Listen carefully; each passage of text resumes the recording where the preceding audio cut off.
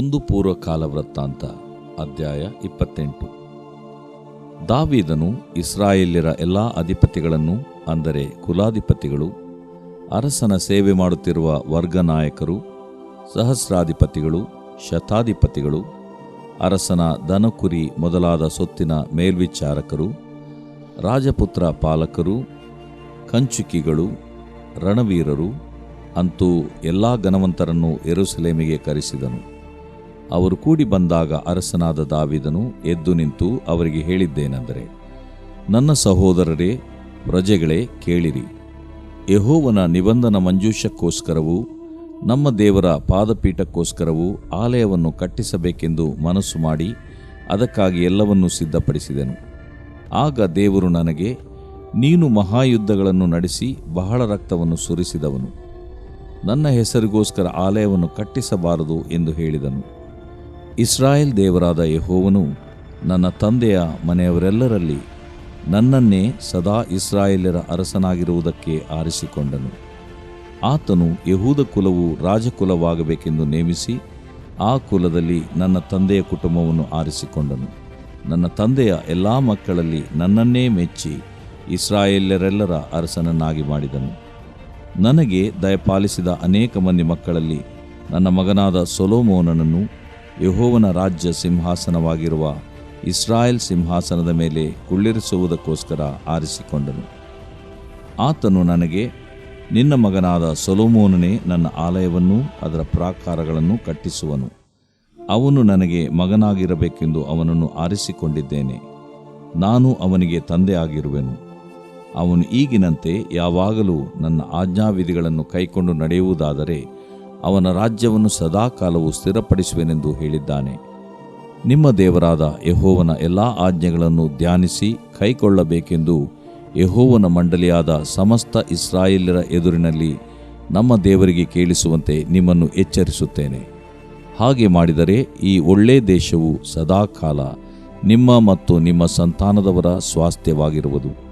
ನನ್ನ ಮಗನಾದ ಸೊಲೊಮೋನನೇ, ನೀನಂತೂ ನಿನ್ನ ತಂದೆಯ ದೇವರನ್ನು ಅರಿತುಕೊಂಡು ಸಂಪೂರ್ಣ ಹೃದಯದಿಂದಲೂ ಮನಸ್ಸಂತೋಷದಿಂದಲೂ ಆತನನ್ನೇ ಸೇವಿಸು.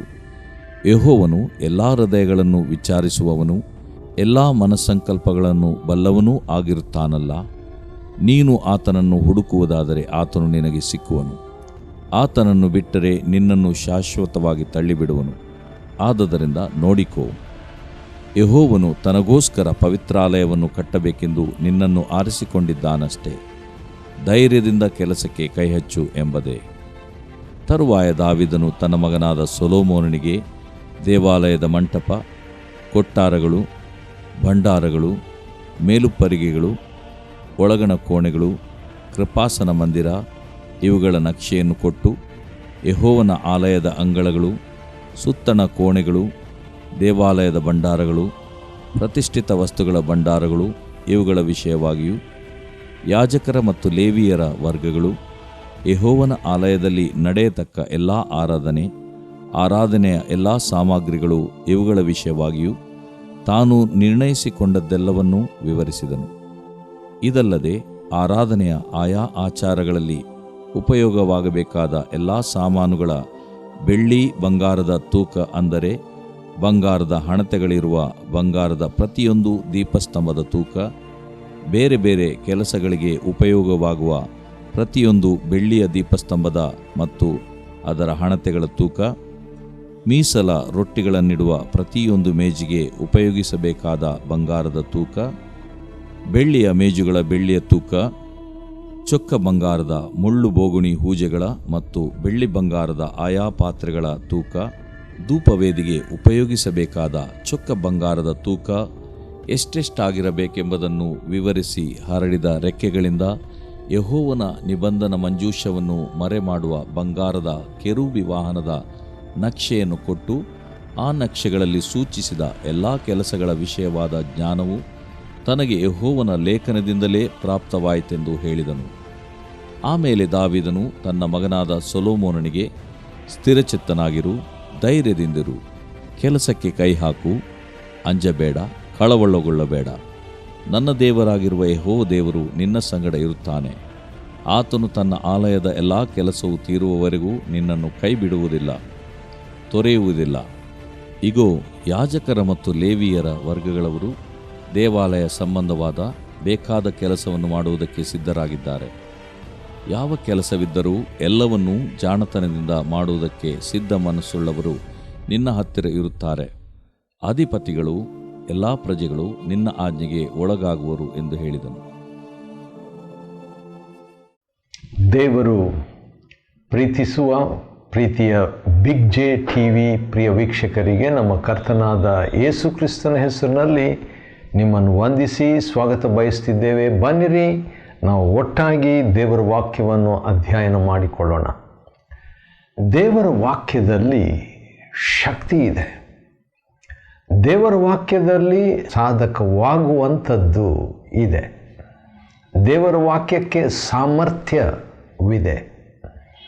ದೇವರ ವಾಕ್ಯದಲ್ಲಿ ಶಕ್ತಿ ಇದೆ. ದೇವರ ವಾಕ್ಯದಲ್ಲಿ ಸೃಷ್ಟಿಸುವಂಥ ಆತ್ಮ ಶಕ್ತಿ ಬಲ ಇದೆ. ಆದ ಕಾರಣ ದೇವರ ವಾಕ್ಯವನ್ನು ಒಟ್ಟಾಗಿ ನಾವು ಅಧ್ಯಯನ ಮಾಡಿಕೊಳ್ಳುವಾಗ ಅದು ನಮಗೆ ಈಗ ಹೇಳಿದಂಥ ಈ ಪ್ರಯೋಜನಗಳನ್ನು, ಆತ್ಮಿಕ ಲಾಭಗಳನ್ನು ನಮಗೆ ತರುವಂಥದ್ದಾಗಿದೆ. ಬನ್ನಿರಿ, ನಾವು ಒಟ್ಟಾಗಿ ಅಧ್ಯಯನ ಮಾಡಿಕೊಳ್ಳೋಣ. ಮೊದಲನೇ ಪೂರ್ವಕಾಲ ವೃತ್ತಾಂತ, first book of Chronicles, chapter 28, 28ನೇ ಅಧ್ಯಾಯ.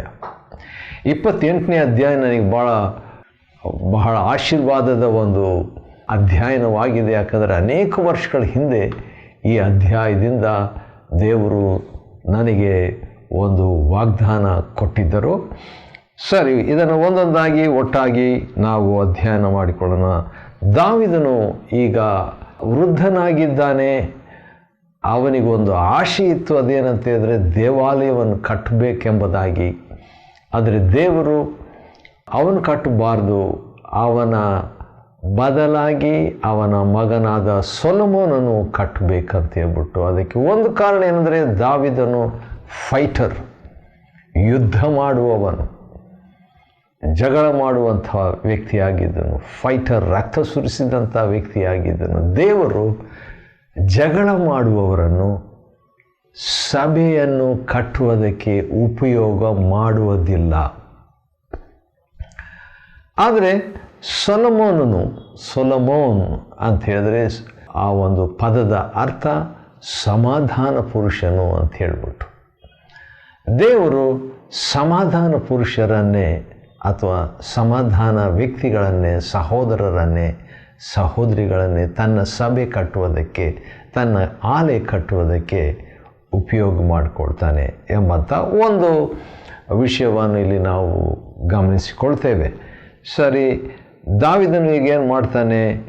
9 ವಿಧವಾದಂಥ ವರ್ಗ ಅಧಿಕಾರಿಗಳು ನೆಲೆಯಾಗಿದ್ದಂಥವರು, ಬೇರೆ ಬೇರೆಯವರು, ಅಂದರೆ ಎಲ್ಲ ಅಧಿಪತಿಗಳನ್ನು, ಕುಲಾಧಿಪತಿಗಳು, ಅರಸನ ಸೇವೆ ಮಾಡ್ತಿದ್ದಂಥವರು, ವರ್ಗನಾಯಕರು, ಸಹಸ್ರಾಧಿಪತಿಗಳು, ಶತಾಧಿಪತಿಗಳು, ಅರಸನ ದನಕುರಿ ಮೊದಲಾದ ಸ್ವತ್ತಿನ ಮೇಲ್ವಿಚಾರಕರಾಗಿದ್ದಂಥವರು, ರಾಜಪುತ್ರ ಪಾಲಕರು, ಕಂಚುಕಿಗಳು, ರಣವೀರರು, ಅಂತೂ ಎಲ್ಲ ಘನವಂತರನ್ನು, 10 ವಿಧವಾದಂಥ ಜನರನ್ನು ದಾವೀದನು ಏನು ಮಾಡ್ತಾನೆ?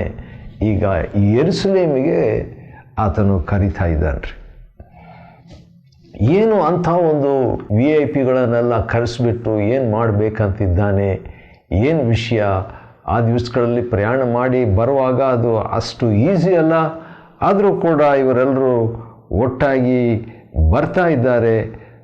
ಬಂದಂಥ ಜನರನ್ನು ಉದ್ದೇಶಿಸಿ ದಾವೀದನು ಏನಂತ ಹೇಳ್ತಾನೆ? ತನ್ನ ಹೃದಯವನ್ನು ಬಿಚ್ಚಿ ತನ್ನ ಅಂತರಾಳವನ್ನು ಈಗ ಅವರ ಮುಂದೆ ಇಡುವಾತನಾಗಿದ್ದಾನೆ.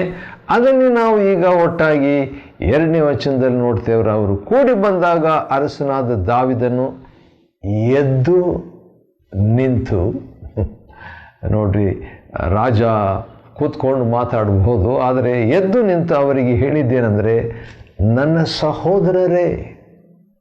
ಇದು ನನಗೆ ಭಾಳ ಹಿಡಿಸ್ತದೆ. ಯಾಕಂತ ಹೇಳಿದ್ರೆ ಒಬ್ಬ ರಾಜ ಅದು ಜನರನ್ನು ಉದ್ದೇಶಿಸಿ ಮಾತಾಡುವಾಗ ನನ್ನ ಪ್ರಜೆಗಳೇ ಅಂತ ಹೇಳಬೇಕು. ಹೌದು, ಅದನ್ನು ಹೇಳ್ತಾನೆ, ಅವರು ಪ್ರಜೆಗಳೇ ಆಗಿದ್ದರು. ಆದರೆ ಅವನು ಸ್ಟಾರ್ಟ್ ಮಾಡೋದವರು ದಾವೀದನೇನು ಹೇಳ್ತಾನೆ, ನನ್ನ ಸಹೋದರರೇ ಅಂದರೆ ಸಹೋದರಿಯರು ಕೂಡ ಕೇಳಿರಿ ಅಂತ ಹೇಳಿದ ತಕ್ಷಣ ಯೆಹೋವನ ನಿಬಂಧನಾ ಮಂಜೂಷಕ್ಕೋಸ್ಕರವು, ಎರಡನೇದು ದೇವರ ಪಾದಪೀಠಕ್ಕೋಸ್ಕರವು ಆಲಯವನ್ನು ಕಟ್ಟಿಸಬೇಕು. ಯಾಕೆ ದಾವೀದನು ಆಲಯವನ್ನು ಕಟ್ಟಿದನು ಎಂಬುದಕ್ಕೆ 2 ಕಾರಣಗಳು ಅಥವಾ 3 ಕಾರಣಗಳು ಅಂತ ಹೇಳ್ಬೋದು. ಒಂದು ಏನಂತ ಹೇಳಿದರೆ ದೇವರ ಮಂಜೂಷಕ್ಕೋಸ್ಕರ ಆಲಯ, ಎರಡನೇದು ದೇವರ ಪಾದಪೀಠಕ್ಕೋಸ್ಕರ ಆಲಯ, ಅಷ್ಟೇ ಅಲ್ಲ ದೇವರ ಹೆಸರಿಗೋಸ್ಕರ ಆಲಯ, ಹೆಸರಿಗೋಸ್ಕರ ಆಲಯ. ಹೌದು, ಇದನ್ನು ಈ 3 ಉದ್ದೇಶಗಳನ್ನು ಇಟ್ಕೊಂಡು ಆಲಯವನ್ನು ಕಟ್ಟಿಸಬೇಕೆಂದು ಮನಸ್ಸು ಮಾಡಿ ಅದಕ್ಕಾಗಿ ಎಲ್ಲವನ್ನು ಸಿದ್ಧಪಡಿಸಿದೆನು. ಆದರೆ ಆಗ ದೇವರು ನನಗೆ, ನೀನು ಮಹಾಯುದ್ಧಗಳನ್ನು ನಡೆಸಿ ಬಹಳ ರಕ್ತವನ್ನು ಸುರಿಸಿದವನಾದ ಕಾರಣ ನನ್ನ ಹೆಸರಿಗೋಸ್ಕರವಾಗ ಆಲಯವನ್ನು ಕಟ್ಟಿಸಬಾರ್ದು. ದೇವರು ಕ್ಲಿಯರ್ ಆಗಿ, ಸ್ಪಷ್ಟವಾಗಿ, ನೇರವಾಗಿ ಹೇಳಿದಾಗ ಅಷ್ಟಕ್ಕೆ ದೇವರು ನೆನೆಸಲಿಲ್ಲ. ಆದರೆ ದೇವರು ಹೇಳ್ತಾರೆ ಅದೇನೆಂದರೆ, ನಿನ್ನ ಮಗನ ಮುಖಾಂತರವಾಗಿ ಆಲಯ ಕಟ್ಟುವಂಥ ಒಂದು ಜವಾಬ್ದಾರಿಕೆ ಎಂಬುದಾಗಿ.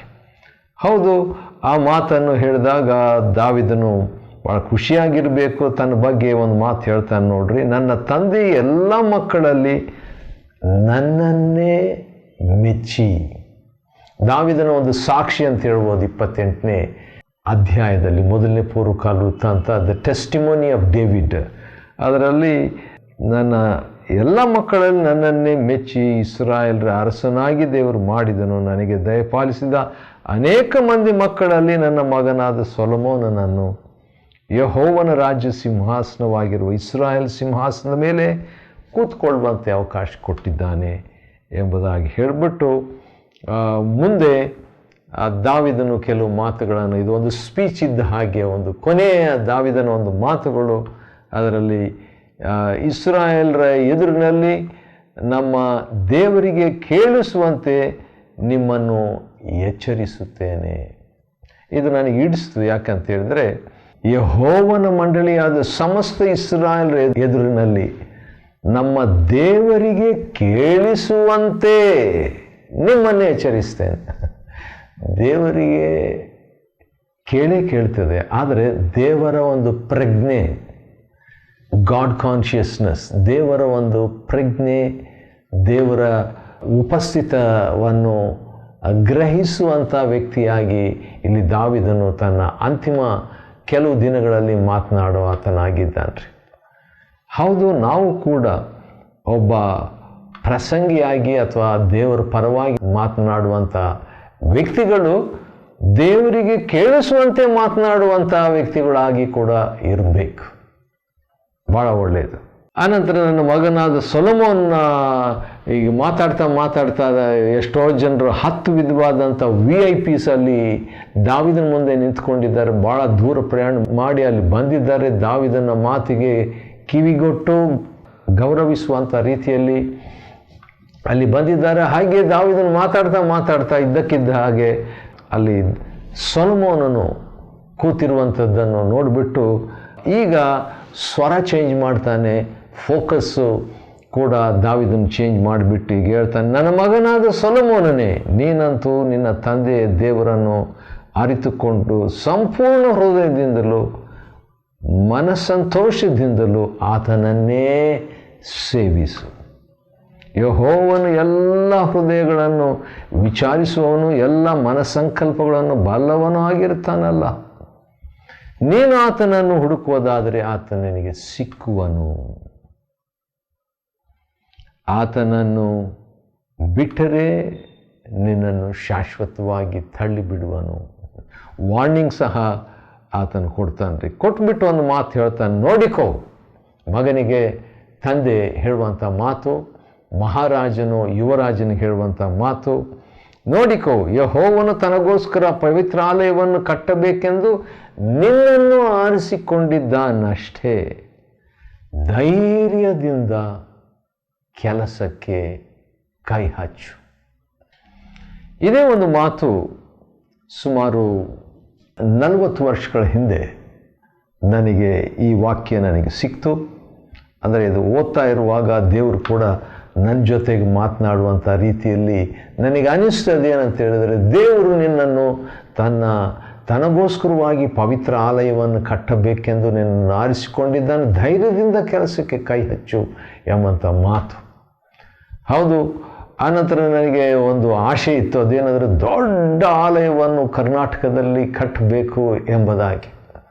ಅದಾದ ನಂತರ ಕೆಲವು ವರ್ಷಗಳು ಅಥವಾ ದಿನಗಳಾದ ನಂತರ ದೇವರು ನನ್ನ ಹತ್ರ ಸ್ಪಷ್ಟಪಡಿಸಿದ್ದಂಥದ್ದು ಏನಂದರೆ, ದೊಡ್ಡ ಆಲಯಕ್ಕಿಂತಲೂ ದೇವರು ಬಯಸುವಂಥದ್ದು ಪವಿತ್ರ ಆಲಯ. ಪವಿತ್ರ ಆಲಯ, ಅದು ಚಿಕ್ಕ ಆಲಯವಾಗಿದ್ದರೂ ಪವಿತ್ರ ಆಲಯ ಆಗಿರಬೇಕು ಎಂಬಂಥ. ತರುವಾಯ ದಾವೀದನು ತನ್ನ ಮಗನಾದ ಸೊಲೊಮೋನನಿಗೆ ದೇವಾಲಯದ ಮಂಟಪ, ಅದಕ್ಕೆ ಕೊಠಾರಗಳು, ಭಂಡಾರಗಳು, ಮೇಲುಪ್ಪರಿಗಳು, ಒಳಗನ ಕೋಣೆಗಳು, ಕೃಪಾಸನ ಮಂದಿರ, ಇವೆಲ್ಲವನ್ನು ಯೆಹೋವನ ಆಲಯದ ಅಂಗಳಗಳು ಏನೇನಿದೆ ಅವೆಲ್ಲ ಸಾಮಗ್ರಿಗಳನ್ನು ಒದಗಿಸಿಕೊಡ್ತಾನೆ.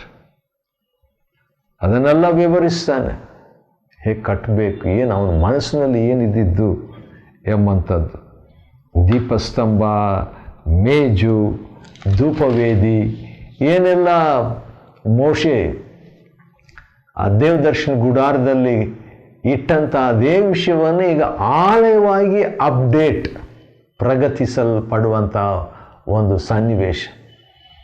ಹೌದು, ದಾವೀದನಿಗೆ ಅದು ಒಂದು ಮನಸ್ಸಿನಲ್ಲಿ ಇತ್ತು. ಅದೇನಂತ ಹೇಳಿದ್ರೆ, ನಾನಂತೂ ಅರಮನೆಯಲ್ಲಿದ್ದೇನೆ, ಆದರೆ ದೇವರು ಗುಡಾರದಲ್ಲಿ ವಾಸ ಮಾಡುವಂಥ ಒಂದು ಪರಿಸ್ಥಿತಿ ಇದೆಯಲ್ಲ ಅಂತ ಹೇಳಿದಾಗ, ದೇವರು ತಾನೇ ನಾನೇನಾದರೂ ನನಗೇನಾದರೂ ಕಟ್ಟು ಅಂತ ಹೇಳಿದನ ಇಲ್ಲ ಎಂಬುದಾಗಿ ದೇವರು ಮಾತಾಡ್ತಾನೆ. ಯೆಹೋವನ ನಿಬಂಧನ ಮಂಜೂಷವನ್ನು ಮರೆ ಮಾಡುವ ಬಂಗಾರದ ಕೆರೂಬಿ ವಾಹನ, ಇವೆಲ್ಲ ಕೆಲಸಗಳ ವಿಷಯವು ಜ್ಞಾನವು ತನಗೆ ಯೆಹೋವನ ಲೇಖನದಿಂದಲೇ ಪ್ರಾಪ್ತವಾಯಿತೆಂದು ಹೇಳ್ತಾನೆ. ಅದೇ ಆಶ್ಚರ್ಯ, ಯಾಕಂದರೆ ಇದೆಲ್ಲದಕ್ಕೆ ಇತ್ತು.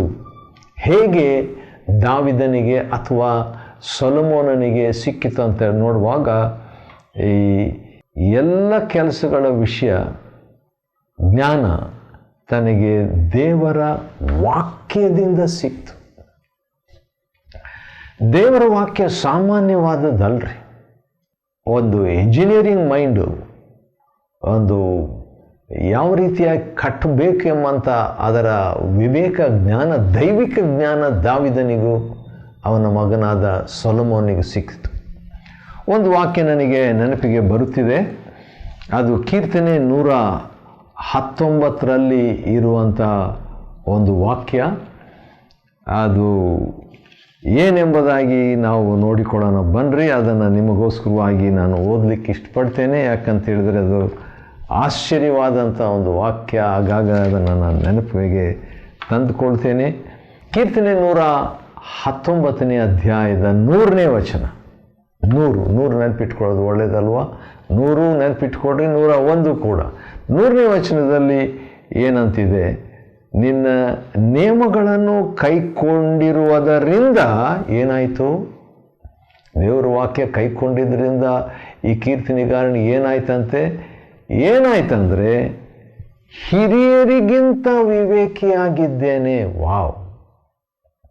ಹಿರಿಯರಿಗಿಂತ ವಿವೇಕಿಯಾಗಿದ್ದೇನೆ ಎಂಬುದಾಗಿ 101 ಕೂಡ ದೇವರ ವಾಕ್ಯ ಅದನ್ನೇ ಅನುಸರಿಸಬೇಕಂತ ಆತನು ಇಷ್ಟಪಡ್ತಾನೆ. 99 ಕೂಡ ನಾನು ಹೇಳಲೇಬೇಕು. ಯಾಕಂದರೆ ನಿನ್ನ ಕಟ್ಟಳೆಗಳು ನನ್ನ ಧ್ಯಾನವಾಗಿರುವುದರಿಂದ ನನ್ನ ಉಪಾಧ್ಯಾಯರಿಗಿಂತ ಜ್ಞಾನಿಯಾಗಿದ್ದೇನೆ. ನೋಡ್ರಿ, ಜ್ಞಾನ ಹೇಗೆ ಸಿಕ್ತು? ದೇವರ ವಾಕ್ಯದಿಂದ ಸಿಕ್ತು ದಾವೀದನಿಗೆ. ಆಮೇಲೆ ದಾವೀದನು ತನ್ನ ಮಗನಾದ ಸೊಲೊಮೋನನಿಗೆ ಸ್ಥಿರಚಿತ್ತನಾಗಿರು ಮತ್ತೆ ಎನ್ಕರೇಜ್ ಮಾಡ್ತಾ ಇದ್ದಾನೆ. ಧೈರ್ಯದಿಂದಿರು. ಕೆಲಸಕ್ಕೆ ಕೈ ಹಾಕು. ಅಂಜಬೇಡ, ಕಳವಳಗೊಳ್ಳಬೇಡ. ನನ್ನ ದೇವರಾಗಿರುವ ಯೆಹೋವ ದೇವರು ನಿನ್ನ ಸಂಗಡ ಇರುತ್ತಾನಲ್ಲ. ಹೌದು, ಇಂಥ ಒಂದು ದೊಡ್ಡ ಮಾತು. ದೇವರೇ ಒಬ್ಬ ವ್ಯಕ್ತಿಯ ಸಂಗಡ ಇದ್ದು ದೇವರ ಕೆಲಸವನ್ನು ದೇವರೇ ಆ ವ್ಯಕ್ತಿಯ ಮೂಲಕವಾಗಿ ಮಾಡುವಂಥದ್ದು ಎಂಥ ಭಾಗ್ಯಕರ, ಎಂಥ ವಿಶೇಷವಾದ, ಎಂಥ ಅನುಪಮವಾದಂಥ ಒಂದು ಕೆಲಸ. ಮೊದಲನೇ ಪೂರ್ವಕಾಲ ವೃತ್ತಾಂತ 28-20 ವಚನದ 2ನೇ ಭಾಗದಲ್ಲಿ ಆತನು ತನ್ನ ಆಲಯದ ಎಲ್ಲ ಕೆಲಸವು ತೀರುವವರೆಗೆ ನಿನ್ನನ್ನು ಕೈ ಬಿಡುವುದಿಲ್ಲ, ತೊರೆಯುವುದಿಲ್ಲ. ವಾವ್! ದೇವರು ನಮಗೊಂದು ಸೇವೆ ಕೊಟ್ಟಿದ್ರೆ ಅದನ್ನು ನೆರವೇರಿಸುವಂತೆ ಆತನೇ ನಮ್ಮ ಸಂಗಡ ಇರ್ತಾನೆ. ಸೇವೆಗಾಗಿ ಕರೆಯುವ ಆತನು ಆತನೇ. ಸೇವೆಯನ್ನು ಮಾಡುವಂತೆ ಜ್ಞಾನ ಕೊಡೋದು ಆತನೇ. ಸೇವೆಯನ್ನು ಮಾಡುವಂತೆ ಜೊತೆಗಿರುವಂಥದ್ದು ಆತನೇ. ಸೇವೆಯನ್ನು ಪೂರೈಸುವಂತೆ ತನ್ನ ಆತ್ಮಾಭಿಷೇಕ ಸಹಾಯ ಮಾಡುವುದು ಆತನೇ. ಸೇವೆಯನ್ನು ಮುಗಿಸುವಂತೆ ಮಾಡುವಾತನು ಕೂಡ ಆತನೇ.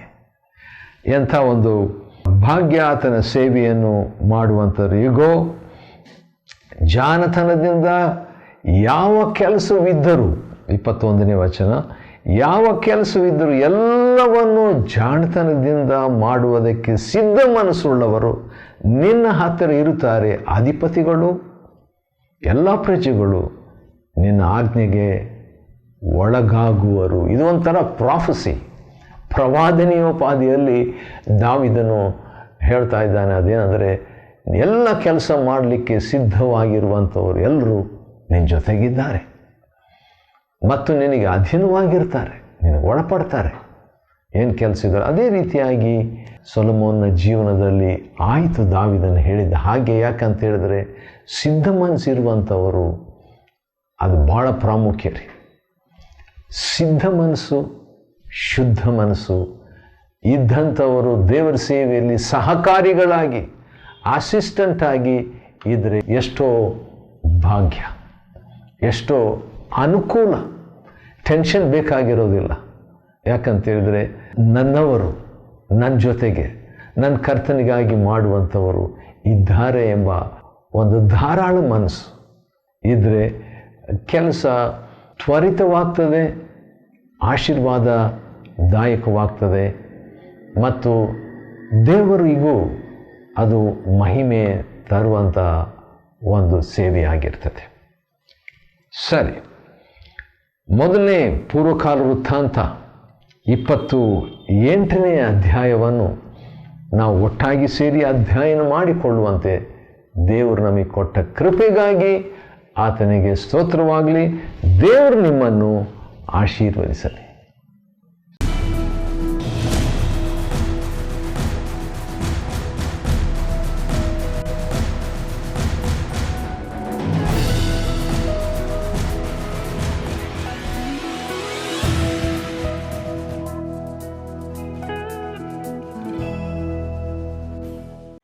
Chapter 28. And David assembled all the princes of Israel, the princes of the tribes, and the captains of the companies that ministered to the king by course, and the captains over the thousands, and captains over the hundreds, and the stewards over all the substance and possession of the king and of his sons, with the officers, and with the mighty men, and with all the valiant men unto Jerusalem. Then David the king stood up upon his feet and said, Hear me, my brethren and my people. As for me, I had in mine heart to build an house of rest for the ark of the covenant of the Lord, and for the footstool of our God, and had made ready for the building. But God said unto me, Thou shalt not build an house for my name, because thou hast been a man of war, and hast shed blood. Howbeit the Lord God of Israel chose me before all the house of my father to be king over Israel forever. For he hath chosen Judah to be the ruler, and of the house of Judah the house of my father, and among the sons of my father he liked me to make me king over all Israel. And of all my sons, for the Lord hath given me many sons, he hath chosen Solomon my son to sit upon the throne of the kingdom of the Lord over Israel. And he said unto me, Solomon thy son, he shall build my house and my courts, for I have chosen him to be my son, and I will be his father. Moreover, I will establish his kingdom forever, if he be constant to do my commandments and my judgments, as at this day. Now therefore, in the sight of all Israel, the congregation of the Lord, and in the audience of our God, keep and seek for all the commandments of the Lord your God, that ye may possess this good land, and leave it for an inheritance for young children after you forever. And thou, Solomon, my son, know thou the God of thy father, and serve him with a perfect heart and with a willing mind, for the Lord searcheth all hearts, and understandeth all the imaginations of the thoughts. If thou seek him, he will be found of thee. But if thou forsake him, he will cast thee off forever. Take heed now, for the Lord hath chosen thee to build an house for the sanctuary. Be strong, and do it. Then David gave to Solomon his son the pattern of the porch, and the houses thereof, and of the treasuries thereof, and of the upper chambers thereof, and of the inner parlors thereof, and of the palace of the mercy seat, and the pattern of all that he had by spirit, of the courts of the house of the Lord, and of all the chambers round about, of the treasuries of the house of God, and of the treasuries of the dedicated things, also for the courses of the priests and the Levites, and for all the work of the service of the house of the Lord, and for all the vessels of service in the house of the Lord. He gave of gold by weight for things of gold, for all instruments of all manner of service, silver also for all instruments of silver by weight, for all instruments of every kind of service, even the weight for the candlesticks of gold, and for their lamps of gold, by weight for every candlestick, and for the lamps thereof, and for the candlesticks of silver by weight, both for the candlestick and also for the lamps thereof, according to the use of every candlestick. And by weight he gave gold for the tables of shewbread, for every table, and likewise silver for the tables of silver. Also pure gold for the flesh hooks, and the bowls, and the cups. And for the golden basins he gave gold by weight for every basin, and likewise silver by weight for every basin of silver. And for the altar of incense refined gold by weight, and gold for the pattern of the chariot of the cherubims, that spread out their wings and covered the ark of the covenant of the Lord. All this, said David, the Lord made me understand in writing by his hand upon me, even all the works of this pattern. And David said to Solomon his son, Be strong, and of good courage, and do it. Fear not, nor be dismayed, for the Lord God, even my God, will be with thee. He will not fail thee, nor forsake thee, until thou hast finished all the work for the service of the house of the Lord. And behold, the courses of the priests and the Levites, even they shall be with thee for all the service of the house of God. And there shall be with thee for all manner of workmanship, every willing, skillful man, for any manner of service. Also the princes and all the people will be holy at thy commandment.